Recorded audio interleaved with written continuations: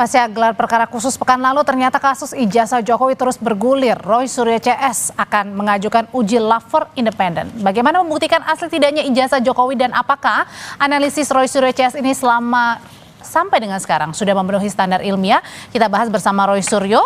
Selamat sore, selamat malam Mas Roy. Ya, malam Mbak Adri. Ada juga kuasa hukum Joko Widodo, Rifai Kusumanegara. Bang Rifai, selamat malam. Malam Mbak, malam semua. Ya. Dan hadir juga bersama kami pakar psikologi forensik Reza Indragiri. Mas Reza, selamat malam. Halo, selamat malam. Ya, saya mau ke Mas Roy. Mas Roy, saya pikir di akhir penghujung tahun 2025 udah selesai nih kasusnya karena ada gelar perkara khusus minggu lalu. Tapi kok sekarang lagi-lagi ada permintaan baru nih, ingin uji lapor independen oleh BRIN atau UI. Apalagi sih yang mau dicari? Ya, karena begini, ketika malah gelar perkara khusus 15 Desember yang lalu, begitu lihat ijazah seperti ini ya, ini yang maunya disebut ijazah, begitu lihat fotonya, waduh langsung itu bisa jadi bab baru dalam buku baru lagi itu sebenarnya. Emang apa lagi temuannya? Foto ini sangat-sangat tidak pas atau sangat tidak tepat kalau dikatakan dia sudah berusia 40 tahun lebih. Oke. Sangat tajam, sangat kontras, dan sekali lagi saya harus bilang, saya pernah bilang di Kompas ya, saya itu bukan orang yang baru motret kemarin sore. Sejak tahun 77 saya itu udah pegang kamera. 77 loh, saya SD itu udah pegang kamera. Kemudian SMP saya udah pegang kamar gelap. Jadi kita terbiasa melakukan enlarger dan lain sebagainya. Dan tadi yang dikatakan Pak Budi tadi, Kombes Budi selaku Kadif Humas ya. Apa yang ada dalam buku yang ada di tangan saya ini ya, yang ini 700 halaman loh Pak Budi. Okay. Jadi silahkan baca dah kalau memang belum baca. Ya gitu. Ini benar-benar kami tulis dengan ranah yang sangat-sangat ilmiah, sangat-sangat saintifik ya gitu. Jadi artinya saya sih senyum aja lah, masyarakat bisa menilai kok. Nggak mungkin kita bisa nulis 701 halaman ya kalau kita tidak berbekal apa-apa. Dan kalau dikatakan ya kemudian dasar hukumnya apa? Dulu semenjak tahun 2003 nih saya sudah sudah ditunjuk oleh Pak Samsul Muarif waktu itu adalah Menteri Komunikasi dan Informasi sebagai tim yang menyusun Undang-Undang ITE yang saya tulis di sini dan Undang-Undang Keterbukaan. Balik lagi tadi Mas Roy berkeyakinan bahwa yang ditulis 701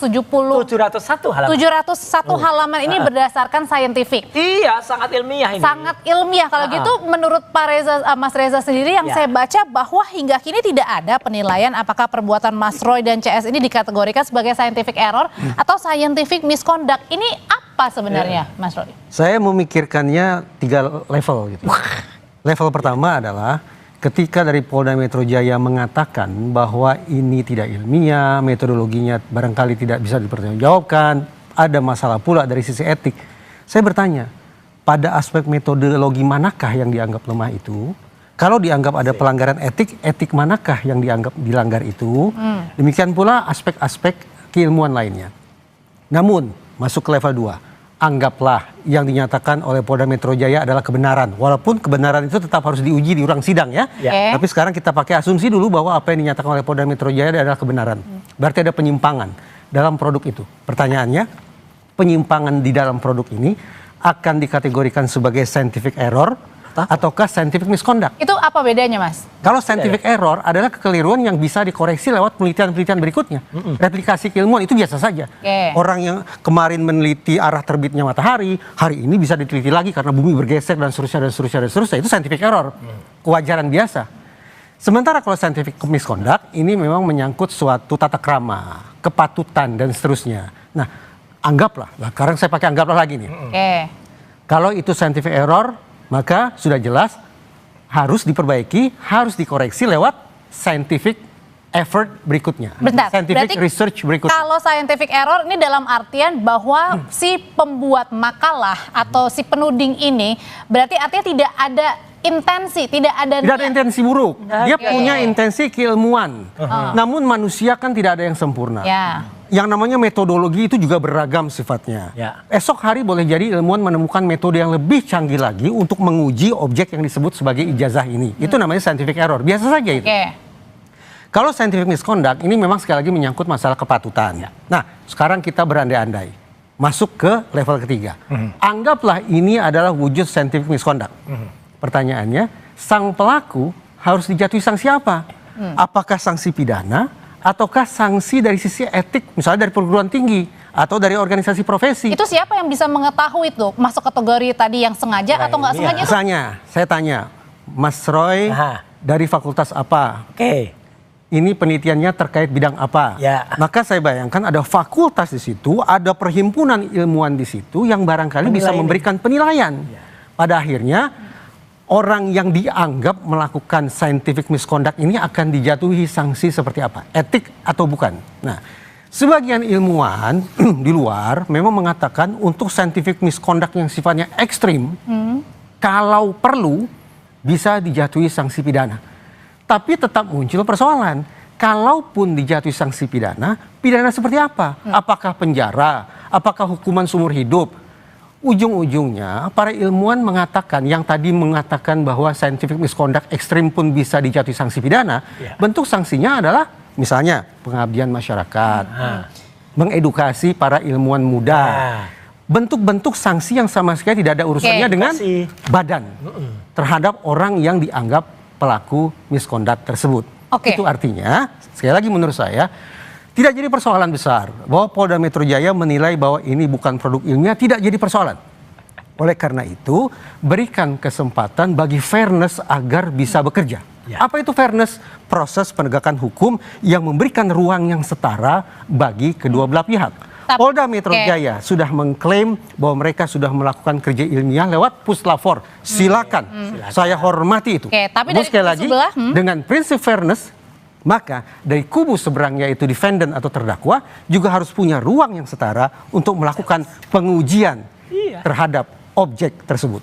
Tapi kalau dari menurut Bang Rifai sendiri sebagai kuasa hukumnya Pak Jokowi, ini masuk yang mana tadi? Apakah memang benar-benar unsur ilmiah tadi? Apa ada yang justru memang sengaja untuk melewatkan unsur-unsur ilmiah itu sehingga ada mungkin saja ya ada intensi di situ?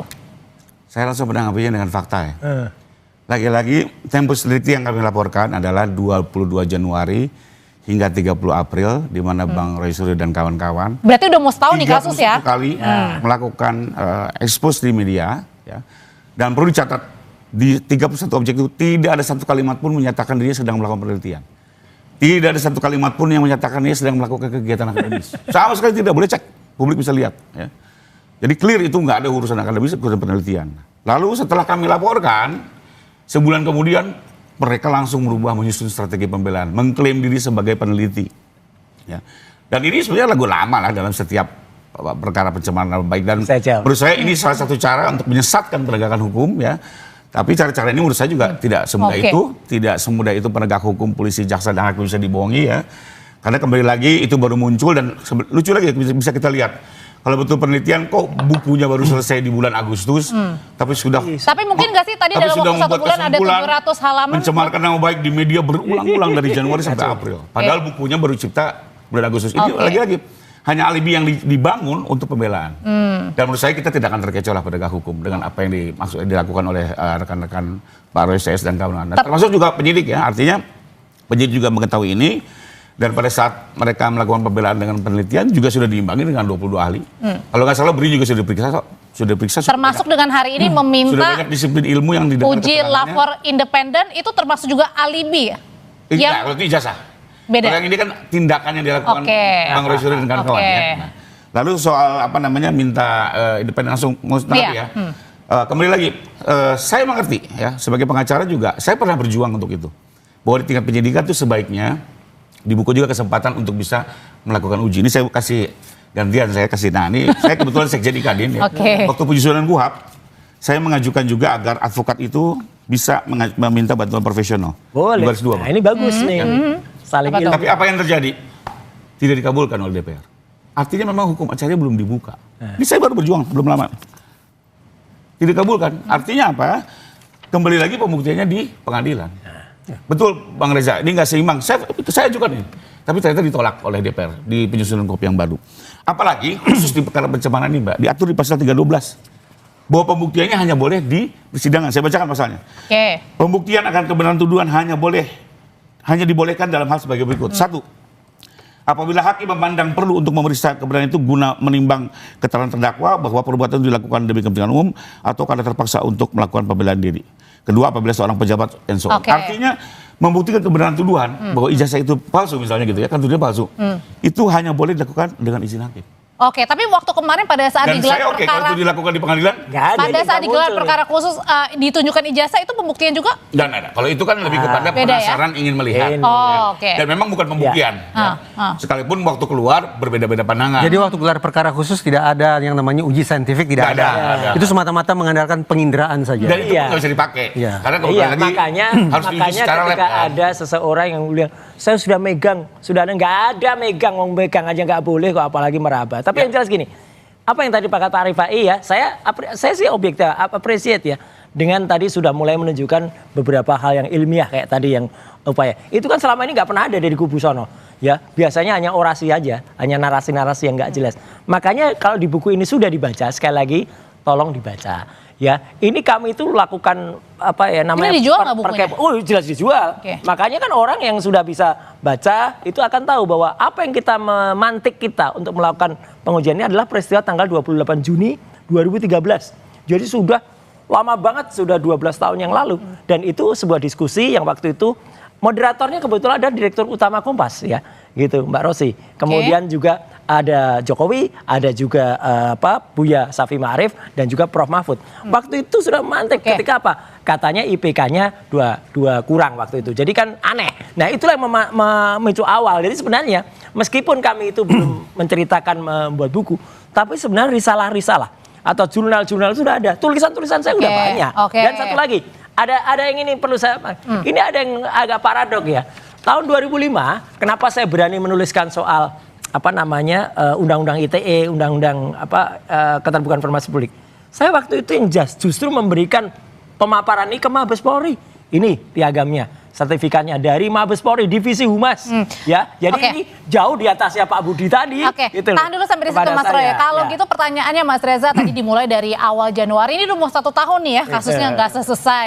Berbagai tudingan, diundang di TV di mana-mana, kemudian saling beradu argumen karena punya pendapatnya masing-masing sampai dikeluarkan Jokowi's White Paper ini 701 halaman. Sampai dengan sekarang minta lagi uji lapor independen. Pertanyaannya, yang dilakukan Mas Roy Suryo CS ini masuk kategori yang mana kalau gitu? Saya harus katakan saya belum pernah membaca ini.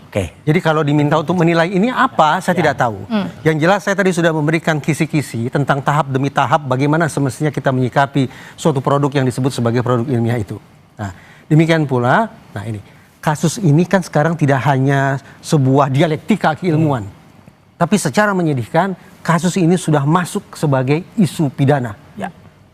Kata akhirnya ada di siapa? Di hakim. Nah, mari kita pahami bahwa mekanisme pidana adalah mekanisme yang mengandalkan pada sistem adversarial. Apa itu? Sistem bermusuhan. Maksudnya kedua belah pihak saling mengadu segala macam hal. Adversarial. Mereka adu tanding di situ.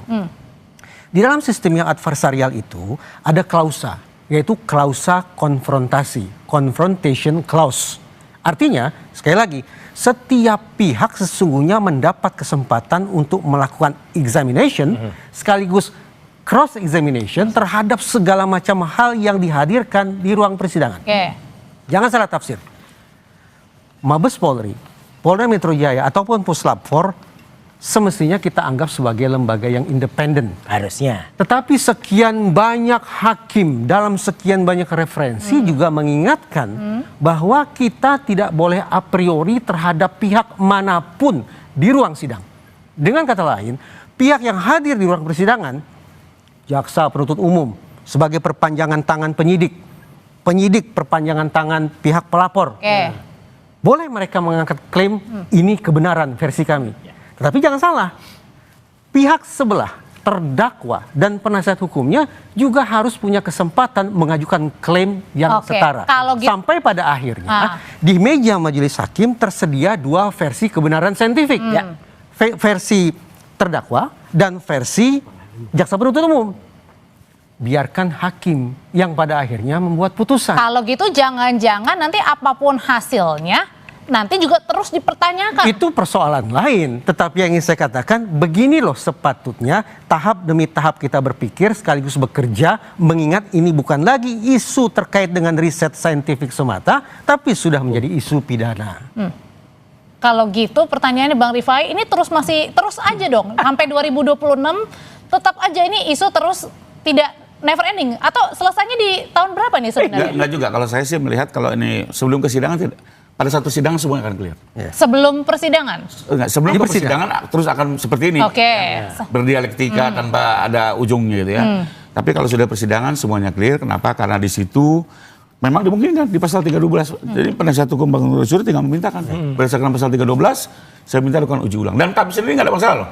Mau diuji ulang oleh BRIN apa UI, karena kita yakin tidak sih, mau siapapun juga kita oke. Sepanjang dia independen. Sepanjang independen ya. Tapi kemarin keberatan kalau Bang Roy Suryo yang melakukan pemeriksaan. Oh ya nggak mungkin. Itu ridiculous. Oke. Tapi kena. Saya kasih perumpamaan ya. Ini saya nggak berlebihan bahwa memang di proses penyidikan tuh nggak bisa. Saya kasih contoh. KPK itu dalam menuntut seseorang menentukan kerugian negara.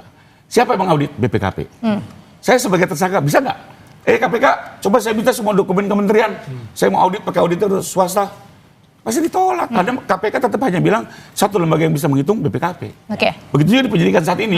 Satu lembaga yang bisa menguji adalah lapor. Mereka juga punya ISO 17.000, 2005 dan segala macam ya. Punya kalibrasi alat dan segala macam. Tapi oke lah, taruhlah kita mau uji. Itu di persidangan sangat dimungkinkan. Oke, kalau gitu pertanyaan selanjutnya. Kita agree aja kalau di persidangan ya. Oke, pertanyaan selanjutnya adalah kenapa dari tim Mas Roy Suryo CS ini menginginkan uji lapor independen? Apakah tidak percaya sama Mabes, sama penyidik? Nanti dulu ya Mas, saya juga tetap bersama kami, tetap ini di menarik nih, dua Sapa Indonesia Malam. Nanti menarik.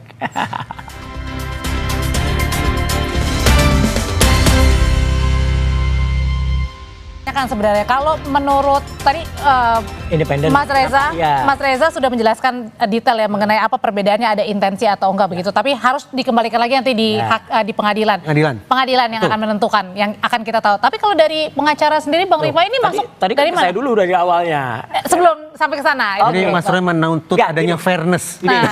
Jadi gini, kenapa kemudian saya mempertanyakan meskipun mungkin istilahnya kata Mas Reza nggak tepat tuh independen ya. Tapi dari satu lembaga saja. Ini soal uji lapor independen dulu ya. Dan apa yang dilakukan oleh kepolisian. Dari Mabes Polri dan Polda Metro ya udah berbeda. Nih gambar ini kan dulu ditampilkan oleh Mabes Polri ya, yang di atas ini. Nah ini ya, yang sebelah kanan ini. Tanggal 22 Mei ini ditampilkan di layar besar. Kemudian Polda Metro menampilkan gambar yang sebelah kanan. Dari ini saja dikatakan kalau kedua ini identik. Identiknya di mana sudah? Yang satu hitam putih, yang satu berwarna. Yang satu ada lipetan, yang satu tidak. Yang satu logonya lebih mendatar, yang satu logonya lebih vertikal. Dari ini saja. Tapi kan jadi tulisannya kayaknya sama-sama juga, Mas. Loh, memang enggak inti, tapi kalau ini jelas misalnya ini dipadukan, kemudian dua-duanya transparan. Ini jelas tidak identik. Identik tuh tepat, misalnya proporsinya tepat, dimensinya tepat. Jadi yang mau disampaikan apa nih? Yang disampaikan dari satu lembaga saja, dari kepolisian saja, waktu itu sudah bikin kontroversi ini. Jadi makanya kita challenge ya, kita tantang. Kenapa hasil yang dari Mabes Polri itu kemudian tidak kita percaya? Apalagi yang kemarin. Saya luruskan sedikit, Pak. Ya, apalagi yang kemarin ketika foto ini sangat-sangat terlalu amat sangat tajam. Jadi nggak percaya juga. Jadi nggak percaya juga. Mata saya itu kan mata yang sudah lebih dari 48 tahun melihat foto. Oke. Jadi udah kelihatan. Masih terus nggak percaya Bang Rifai? Juara foto mengalahkan Darwis. Oh iya, kalau itu betul. Tapi oke, yang itu juga tuh beda sumber loh Pak. Gak boleh marah. Yang satu itu dari UGM, yang polisi itu dari UGM, itu file UGM. Yang mana nih yang dari UGM? File UGM. Yang satu dari Dian Sandi di sosial media, itu ceritanya kan. Makanya kan nggak sama, tapi dua-duanya identik katanya. Nah kembali lagi sekarang, ini kan bicara, saya nyambung aja lab. Artinya apa? Soal identik tidak identik. Apakah bisa membuktikan palsu tidak palsu? Tidak juga. Ya itulah makanya. Ini kan suatu pengetahuan dasar dan beliau sepakat. Waktu keluar lapor dari Mabes dia bilang itu bukan palsu tidak palsu, itu identik tidak identik. Nah, jadi kembali lagi diuji pun oleh lab lain belum tahu palsu tidak palsu karena dia menjawab tidak identik. Maka akhirnya apa? Biar di pengadilan semuanya selesai. Bingung kan? One stop service ya. Satu, permohonan masuk untuk diuji ulang. Misalnya nih, kalau diuji ulang ternyata sama-sama asli, berarti selesai. Tapi kalau lapor bilang asli, misalnya BRIN bilang palsu, maka hakim juga punya third opinion. Dia tunjuk satu lembaga untuk menentukan yang ketiga. Bisa itu. Oke. Dan hakim bisa leluasa. Oke, tapi sebelum masuk ke pengadilan. Setelah identik tidak identik pun akhirnya apa? Tetap harus dijawab palsu tidak palsu kan?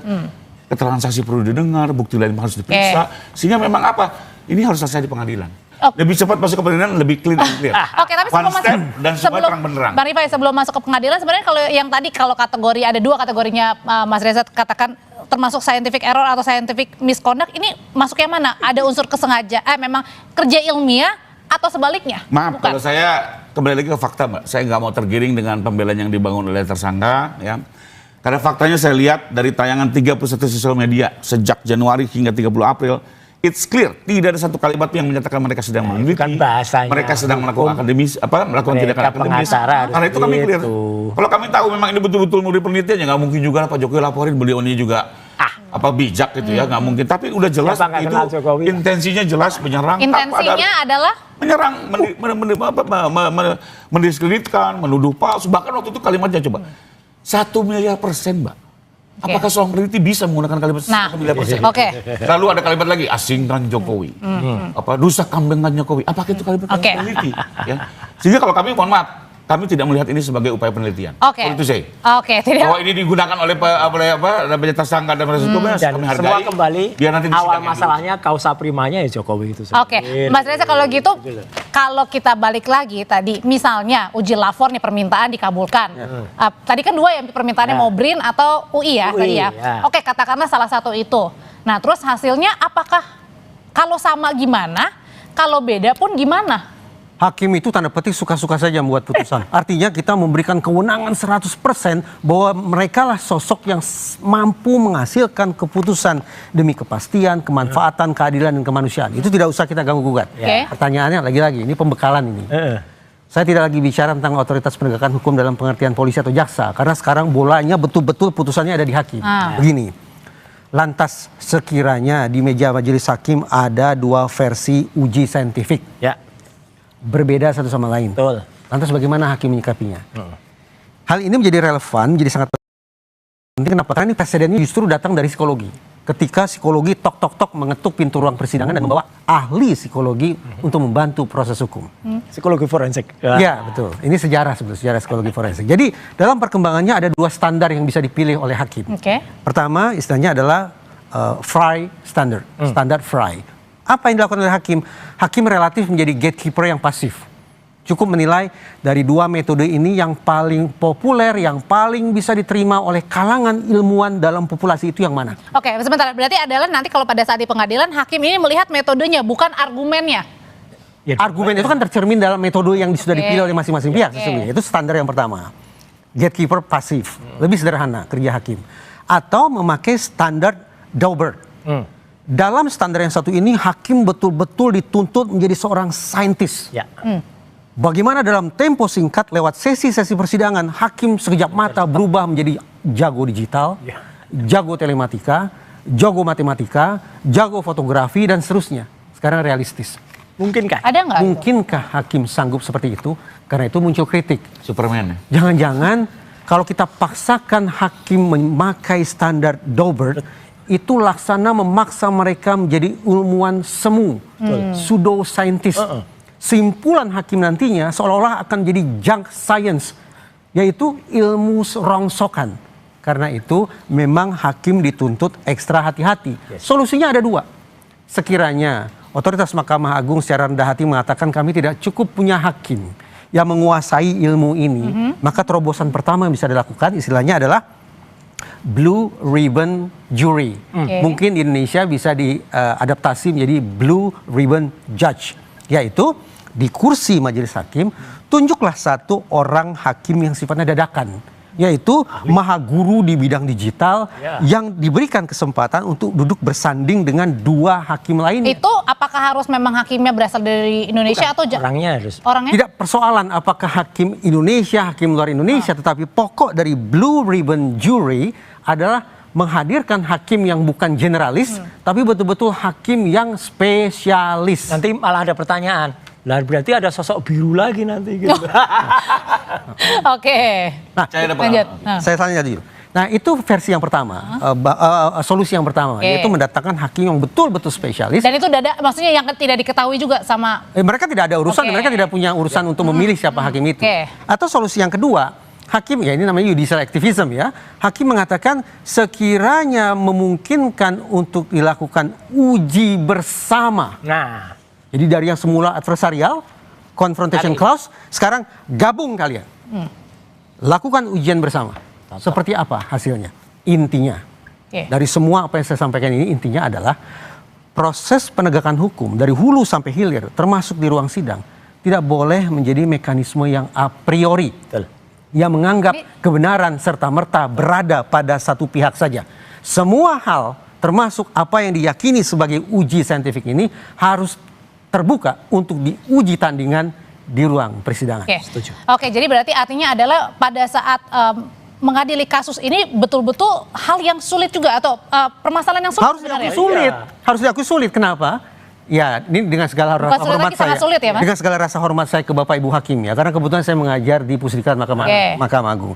Menurut saya Indonesia belum punya hakim dengan kecakapan ilmu dan pengetahuan yang memadai di bidang yang tengah diperkarakan ini. 30 tahun. Saya punya pengalaman cerita sedikit Kita tentang sudah bagaimana selesai? hakim menggali kebenaran Oke, material. singkat aja, singkat sekali. Jadi waktu itu klien saya kena getah bening, kami minta pembantaran, sudah ada surat dokternya, ada ahlinya, sudah memberikan keterangan. Tapi akhirnya Jaksa membantah Oke. dengan dokternya Oke. juga, mereka punya rumah sakit kejaksaan. Hakim akhirnya apa? Dia menunjuk rumah sakit independen yang dia yakini itu cocok. mencari jalan. Intinya? Diputuskan dan keluar akhirnya hakim yang keputusan ketiga ini kan harus memilih kiri atau kanan kan? Iya. Akhirnya dipilih boleh pembantaran. Nah, Oke. Ini salah satu caranya. Oke, kalau oke. ada dua kontra ya. Tapi kalau ternyata pas permohonan Bang Roy ternyata juga menyatakan Punya? ini asli ya sudah Oke. selesai. iya, Oke. hakim belajar fotografi 30 tahun nih belajar fotografi. Oke. Tahun 95. Kalau gitu masih panjang ya nanti ya, masih 2020 berapa saya juga nggak tahu. Terima kasih kalau gitu Mas Roy, Siap. Bang Rifai, Sama-sama. Mas Reza, terima Terima kasih. kasih. Selamat malam semuanya.